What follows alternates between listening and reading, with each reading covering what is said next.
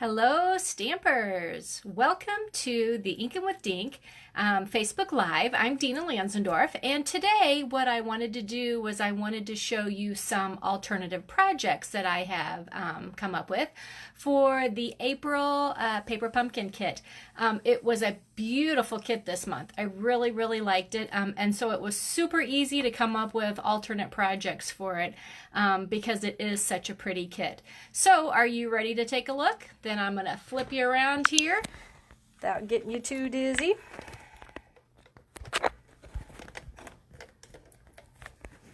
All right. See if I can get things a little straighter there. Okay. So the April Paper Pumpkin Kit came with its usual color instructions, okay, or color, I don't know, flyer. That what it does is it shows the 3 cards that you'll be making with the kit, and they're in color, so that is a great thing. This month's kit also came with a box to hold your note cards in, so it was super cute. And then, of course, when you open up your flyer, you've got your step-by-step directions of putting all your projects together. I very rarely read over the instructions. I kind of browse through them to see if there's anything special I need to know, but I can usually tell a lot of how to make everything just by looking at the color picture. So they're really super simple to do. And it would be perfect for beginner stampers too, because like I said, everything is included, and if you need to follow the directions, they tell you step by step exactly what you need to do to complete the kit, and they're always beautiful. So it's a win-win situation. So the stamp set that came with the kit is also very fun this month. It's this rose here, and you wouldn't know by looking at it just how absolutely beautiful it is. But when I start showing you the projects that I made, you will see that it is a beautiful stamp. It is what they call a distinctive stamp this month, which if you kind of look at the projects, you can see it gives it very much a 3D look. So this was actually stamped, and it's gorgeous. So the distinctive stamp is supposed to look more like a photograph, is what its purpose is. So it just gives it 3D, it gives it dimension when you stamp your project. So the stamp set was really great because it has all kinds of sentiments with it.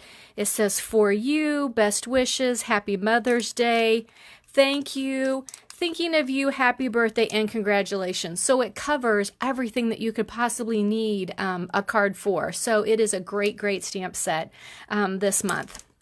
So are you ready to see some projects? Then let's do this. So first off, I will show you the 3 projects as the kit intended them to be. Okay. So there they are. They are absolutely beautiful. They're more beautiful in person, I think, even. But they are super easy to do, and it didn't take hardly any time at all. The color that you see on the background of these stamped images is already there for you. So all you have to do is stamp the rose or the leaves. We stamped our sentiment, and then we put it all together. So super easy this month, and again, beautiful kit. Now, the cards in the kit this month were all note cards, and I am not a huge fan of note cards. They are a little too teeny for me. I prefer bigger ones. So what I did is I went through and I made the cards, but I made them as full-size cards. Okay, so I just went through, made the exact same smaller card, and then I adhered it to a card base that so that I could use it as a bigger card. And I made the card bases in the colors that are in the kit. So on your directions, okay, if you turn them over to the back, where it talks about what your kit includes, and then down below that, it gives you the coordinating Stampin' Up! Colors in the kit. So if you ever want to add embellishments and things like that that you already have, this tells you exactly what's going to coordinate with it and what's going to look good. So again, these are the big cards I made. Let me show you. So this is this one. Here's the little one. And then here it is. I just put it on a, like I said, a big card base so that I had a, I think it's an A2 size card. Okay, here was this one here. Here was the original note card, and here it is on a card base. So I think the color behind it brings the pinky color out in it more. So super, super pretty. And then the final one, here is what the original note card looked like. And here is what I did, putting it on a regular card base. So again, it's a very versatile kit. And just so you know what I did, the note cards come pre-printed on the front.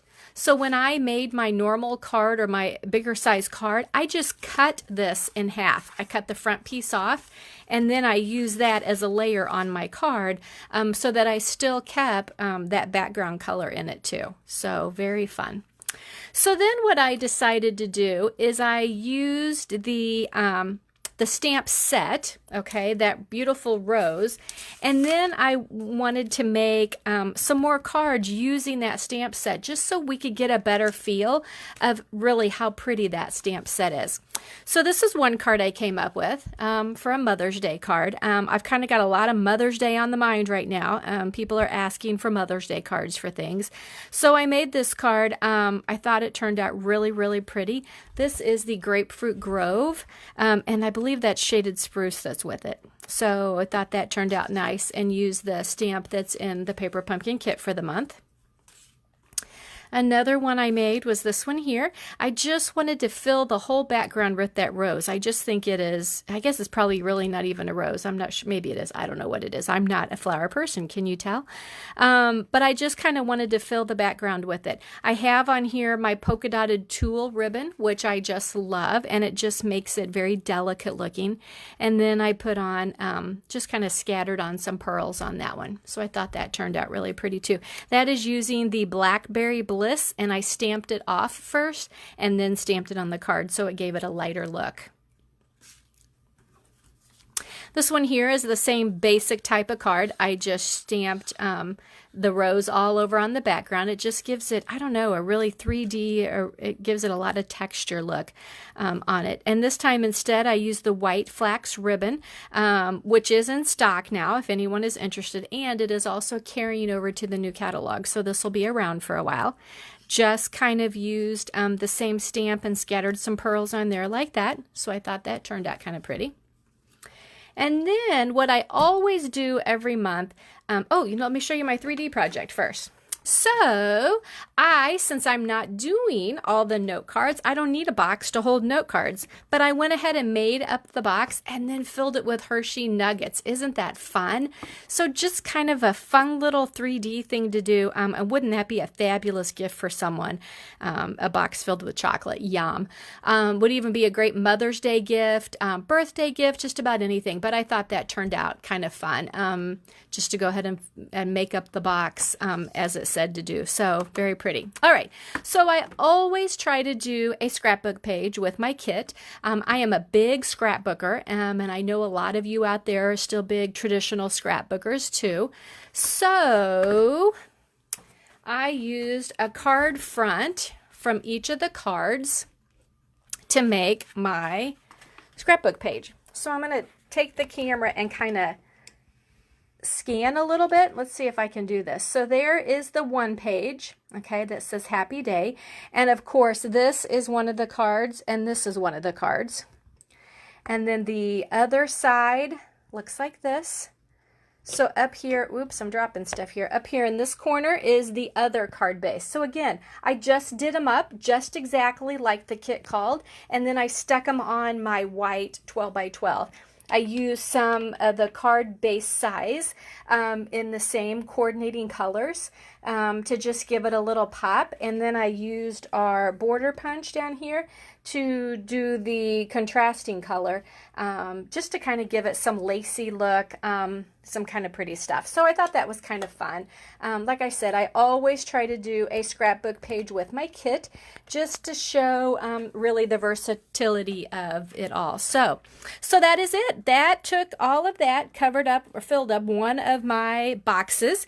I always have 2 boxes of my Paper Pumpkin kit because I love to design and play play with the stuff that's already already a lot done for you. So it's super easy to sit down and just play with it and design all kinds of fun stuff. So if you are interested in signing up for the May Paper Pumpkin Kit, whoops, that's still my April host code. We'll get that out of the way. The May kit is going to be a kit that was designed by Shelley Gardner herself. So I'm very excited about that. We do have a peek of what it is going to be, and I forgot to grab that card and bring it over, but I showed you on our Make and Takes from on stage the card that we made that was the bird's nest. That is one of the cards that is actually from the kit. So I can already tell you it's going to have birds on it. But Shelley is very vintage looking, but she really likes embellishments and a lot of details. So it's going to be a fabulous kit. You just need to sign up by May the 10th in order to be able to get the May kit. Let me know if it's something that you just want to try out 1 month, because you can certainly purchase a 1 month, 3 month, 6 month, 12 month, or we can go ahead and just sign you up for on a monthly basis, and the kit just keeps coming to you, and they just will charge your credit card every month. So there's lots of options with it, but you can certainly just subscribe and try out a couple and see what you think. But thanks for watching my video. I hope you enjoyed my alternate projects that I did, and thanks for watching.